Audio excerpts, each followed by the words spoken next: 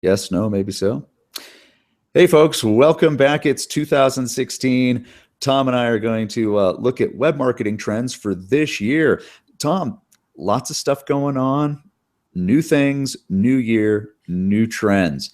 Let's just kick this off and let's just jump right into social media and let's talk about social media and what trends we're seeing for social media. Well, we've done this podcast for many years, and we always do at the beginning of the year a trend for what we see happening. And most of the time, the trends tend to be focused on more intensity on what already is going well, right? But I think that there's some major things that'll happen in 2016 that are already starting that could be some game changers. And I think one of them is Facebook. And I think that what you're going to see in 2016 is a much bigger growth in Facebook, especially in B2B. And I'm also thinking that Facebook is, if it hasn't already, will overtake LinkedIn as a content resource for companies. And the reason being is that consumers are leaning more on Facebook for information. They're leaning more on social media for information than Google searches. And I think it's always been that way in consumer marketing. But Facebook is really poised to make a huge jump. And they're doing this through the way that they do their online marketing. So that's probably the biggest change for most of the clients we see, is that they're going to have to get more involved in Facebook. I mean, we still have clients that don't have a business Facebook page. And that's all going to change in 2016. I think you're going to see a big rush to Facebook. That's one of the biggest trends in social media. And it has to do with Facebook really taking this seriously. They just released what's called Business Manager in Facebook. And Business Manager allows people to run their ad campaigns from a business type platform, kind of like Google AdWords. It's not as sophisticated as Google AdWords yet, but they'll get there. And one of the biggest ways it's not as sophisticated yet as AdWords is Facebook doesn't tell you your missed opportunities yet. For example, if you want to run an ad in Facebook or boost a post, it just says, give us money and we'll do it. And you kind of trust them and you go, okay, do it. And you see the activity increases and it's all good. But you don't know what you missed. You don't know the opportunities that you missed because you didn't have enough budget or you didn't have enough reach or whatever. And I think that's going to change as well in 2016. Facebook will start to show you, what your opportunities are with ads, just like Google AdWords does with the number of projected clicks per month and the number of projected impressions. And when Facebook does that, that's going to be a huge game changer because people are going to see, wow, I can really reach a lot of people with Facebook. Now, here's a question for you. Is that something that's driven by demographics? Because I know there's a lot of generational differences. If you look at Facebook, when you look at who's using Facebook and who's on Facebook, there's a couple of things that I look at going, well, if they're jumping into the business bandwagon, how much is it going to make sense? I'll give you some examples here. If I'm in the Facebook app on my phone, one thing that they have done now is Facebook has now made it to where you don't leave the app. So if you go online and there's a hyperlink to a website, you stay within the Facebook app. And I'm not as much of a fan on that. I don't like staying in the environment. I'd rather be able to go off somewhere else. You used to be able to say, hey, I want to open this in Safari or I want to open this in another app. You don't have that option anymore.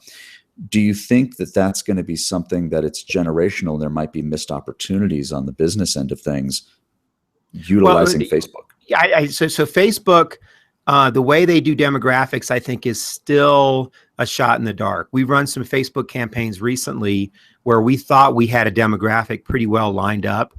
And then when we looked at the actual people that interacted, we thought, wait a minute, that's not the demographic we were pursuing. And you can see that because I think that Facebook doesn't quite have their criteria set up to capture demographics. For example, say you want to go after income levels, and no one really, very few people are going to report their income on Facebook. Right. So Facebook has to figure out your income based on your address and other things. Well, that's not always so accurate, but it is going to get better over time, and it will be better than AdWords because AdWords is basically doing keywords and keywords only. And you can only deduct so much from a keyword search about the demographic. And there's some demographics that don't even use Google. Like you mentioned, the younger demographics, right? So this is something that's going to tweak over time, and I think could be much more cost effective. But there's a little bit of well, there's another indicator that should be part of this, and that is the quality of the content on Facebook. So the reason people are using Facebook so much more than Google searches is because they want high level quality of content that's relevant and that's current and that's in a natural voice, which is what you get on Facebook. So, Right. so that's really opposite of what, marketing campaign would be, right? Where you get scripted content that may be, 2 or 3 years old, that's basically promoting something. So the genuine voice that comes through on Facebook is going to be really, really important moving forward in 2016. And what you mentioned with the app and that kind of thing, that is more about ease of use and more about Facebook kind of hooking you in. Like I love the little alerts that Facebook give you that, that you have activity, and you go look at that, and really not much of it is activity. And Right. and because of the way those are set up, it's real easy to miss important activity. For example, if somebody's trying to get a hold of you through Facebook, there's a very good chance you'll miss that. So, we're going to talk a little bit about email, and email is still going to be very important here. But for pushing content out, especially in B2B, I think that's a major trend in 2016 is to keep an eye on Facebook. And that you mentioned something that it seems like there's going to need to be a lot of testing involved.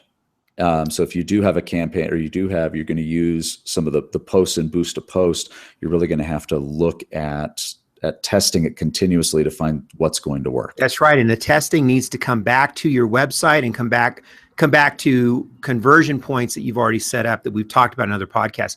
Don't look for Facebook to be a conversion point for you. It's just not set up to be that way. You can measure likes and you can measure activity, and there is some data you can measure in Facebook, but it's actually not very good yet. So we should think of it as more of like just an additional touch point. It's an additional touch point, but be ready to measure the overall impact. For example, overall phone calls coming in, or growth in subscribers to your email marketing, or growth in website visitors. Just that's the kind of data you're going to get from Facebook. If you go to Facebook thinking you're going to increase your sales from Facebook customers, that's not the right strategy. And that's especially true in B2B. Okay. Well, let's look at, so as far as increasing followings and whatnot there, are there any trends that you're going to see people building their followings on Facebook? Yeah, absolutely. We're going to talk about building loyal followers in the next podcast. But the thing about Facebook is that it's a great tool for loyal followers, and it's great because it's so easy to share, and it's so easy to build awareness and build likes. And I think that B2B companies need to be doing that. There need to be active campaigns to build Facebook followers that can connect with your message and then can share it with others. And it's a great way to grow your business, and it's very, very targeted. I think that you're going to have to use Facebook advertising to do some of that, because I think Facebook, they set the rules. It's their website. Right. You're on Facebook.com. It's not your website. So well, you got to play with their rules. Yeah, and that's a really big thing. Is if you're looking at it like that, beware of rented spaces. That would be the thing. I was listening to Joe Polizzi from the Content Marketing Institute last night, and that was one of the big things. He said, beware of whatever platform, whether it's LinkedIn, Google+, YouTube, Facebook, whatever platform, if you're using something for your business, it's their space. They can change the rules at any time. They can, and everything on the web is rented space. But a better question might be to ask, what is the rented space you have the most control over? And that happens to be your website. Okay. I think it could be an issue with larger companies, but absolutely, Facebook is going to make the rules here. And years ago, eBay used to do that. There were so many people on eBay that made a decent living on eBay until eBay changed the rules and they lost their positioning, and then boom. Amazon does that now for resellers on Amazon. You can easily lose positioning, and you can lose actually a business. Hundreds of thousands of dollars can be lost to certain companies just because of the way these people change the rules. And, can blow your mind a little bit here, but Google is rented space. Your positioning in Google is rented space, and so is AdWords. But your website you have control over. So there's nothing wrong with driving people to your website as it still is a central point for conversions, for content, for brand awareness, and they can come from Facebook, from all different sources. So the website's going to be real important. And it brings us to another point, Well, which is the idea of WordPress WordPress. security. People are, yeah, because people are using WordPress, and that's the big platform to use because it's easy as a CMS. But there's some issues, right, with some hacking going on. Well, WordPress is getting so popular. So many websites are in WordPress now that there are major hacking issues happening. And I think that's going to intensify in 2016. And what we have found that the best solution for that, or the best preventive measure you can take, is to back up a clean website. And I know you might be thinking, of course we do that, but no, most people don't. Most people have not backed up their WordPress site. And if they do back it up, they rely on their hosting company to do that. And it's very likely that an infected version of your site could get backed up before you know it's been infected. And that's because the way they write the code is that the code will display itself in the future and not in the present. So there's products out there like WordFence, and there's things that you can do to monitor activity on your site. And when you see the site's been modified and you didn't modify it, no one you know modified it, then you've got to go back to a clean backup. But if you don't have a clean backup, you have to rebuild the website. And how often should you back up?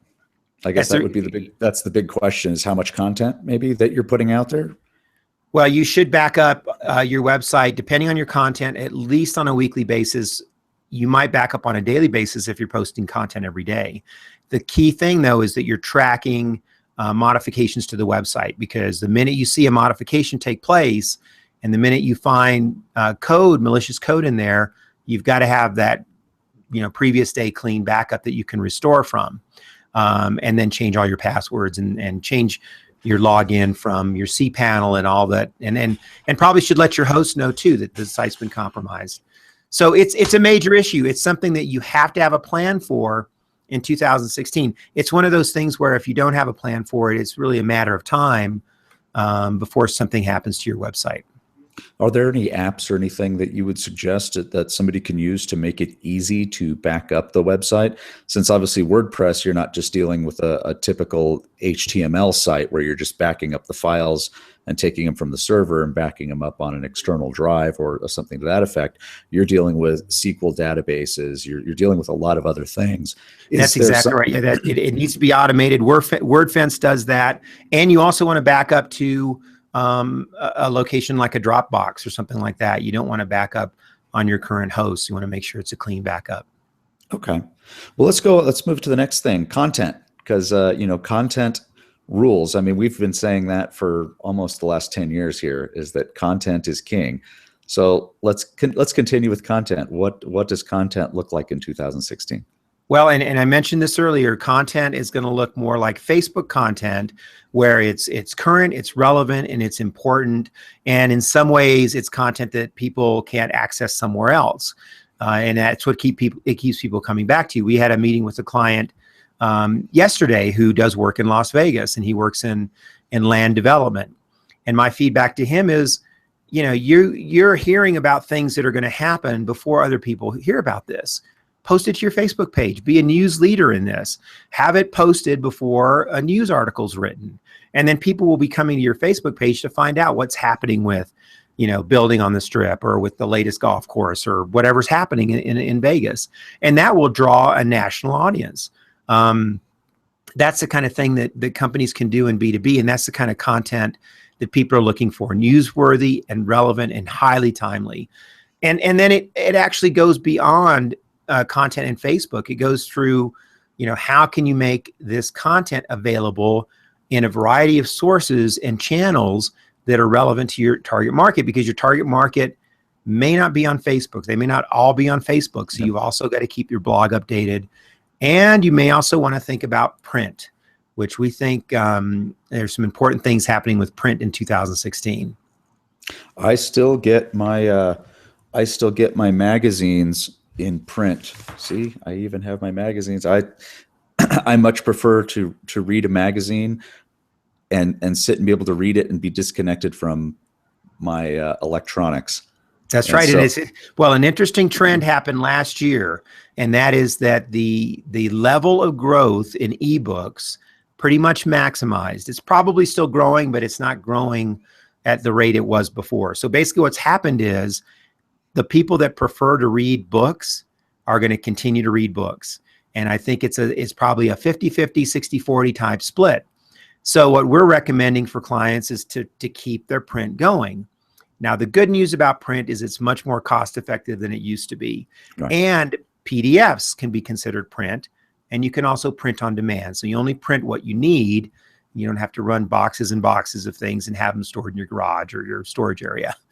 Exactly. Well, what's the, speaking of print, I want to go back to kind of from a content standpoint as well. What role do we have with email? Because I know that's always the question that comes up every single year. What about email? And sometimes I know a couple of years ago we said, well, email's on the decline and social media is where it's at. And now it looks like email is now coming back because you can subscribe to an e-newsletter. You mentioned your client that's in Vegas that comes out with something big. If they got some groundbreaking news, they can shoot that out to their email list. That's right. And it comes back to, how can you reach people? And I think that actually strategically, what makes sense is probably looking at two or three content sources that really work for your company. And it might be Facebook and social media, email blasts, and maybe your blog or something like that. But absolutely, I think email coordinated with Facebook is going to be a huge win-win in 2016.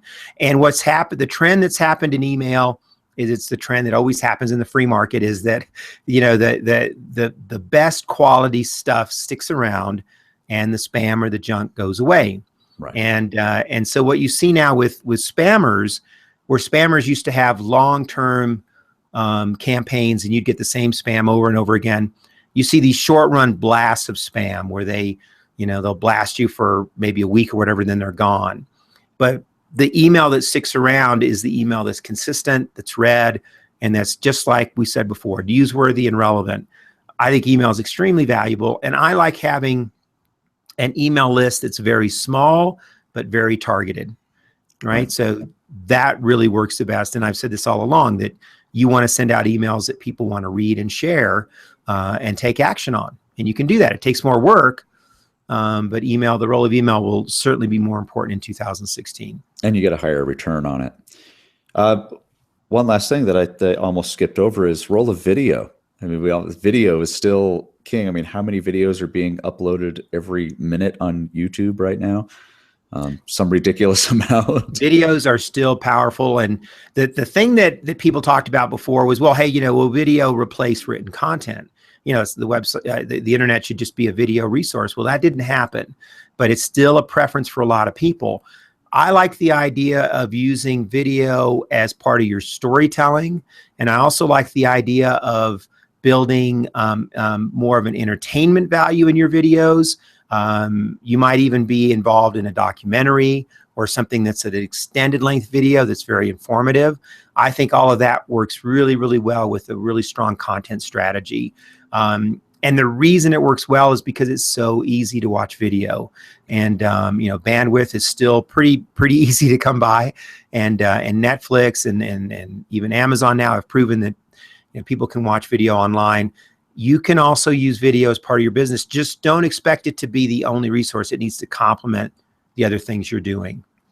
So what key items do we have for our viewers and listeners? Well, and I'm going to say this because people just aren't all active on Facebook yet. And I'm going to say, get active on Facebook.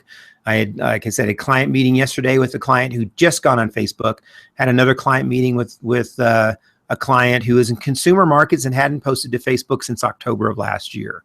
And I just think they're missing great opportunities. So be active on Facebook, push yourself every week to post relevant hot topics, and then test some Facebook advertising options. In an upcoming podcast, we're going to do a podcast on the Business Manager, and we'll show you how that works and the different options you have for it. But try just boosting a post and try to measure the results. See if your phone rings more often and see if you get more likes. Set up a plan to secure your website from hackers and make sure you have a clean backup. If you don't do anything from this podcast, but that one thing, that's going to be a positive. Go and back up your website to an off-source location. Think about a new content strategy that includes video as a core resource. It's like a company video or something that really tells your story. And then don't forget print. I highly recommend a visit to print and basically using print to complement your internet marketing, creating PDFs, looking at a digital print supplier where you can have print on demand. And I think if you merge all these things well together and have a great story, you're really being a good marketer. And I think you'll be ready for 2016. Awesome. Thanks so much, Tom. Folks, thanks you for joining us, and we'll see you on the next podcast.